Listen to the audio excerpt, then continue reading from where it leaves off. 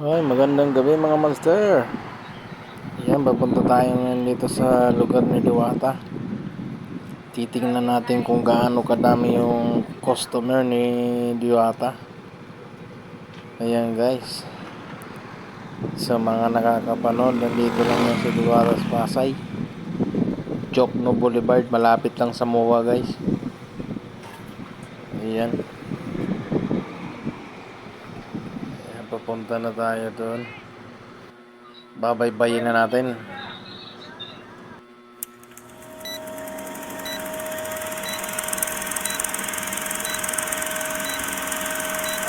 Ayan, tara na. Ito, malapit-lapit na tayo. Ito na nga, babaybayin na natin ang papunta roon kay Diwata. Yan. Yung mga gustong pumunta, dito lang si Diwata, malapit sa JSI. Yes. Yan, JSI na nakikita nyo, malapit lang dito si Diwata. Malapit lang siya sa Mall of Asia. Ayan. Titingnan natin kung gaano kadami yung tao. Ayan. Mag-alas 8 na. Alas 8 ng gabi. Tingnan natin, dadaanan natin.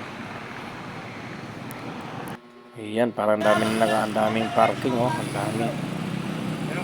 daming tao. Mukhang mahaba-haba na naman yung pila. Grabe talaga, Diwata Paris overload.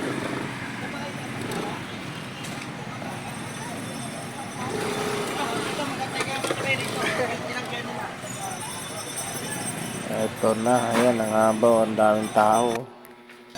Oh, ang daming gustong kumain. Oh, haba ng pila nila, ayan. Grabe. Alas 8 pa lang guys, alas 8 pa lang ng gabi. Ganyan na kadami yung kahaba yung pila.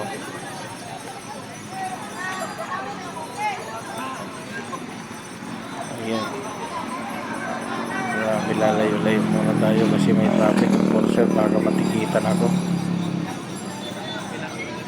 Ay, grabe nga ba talaga ng pila na yan.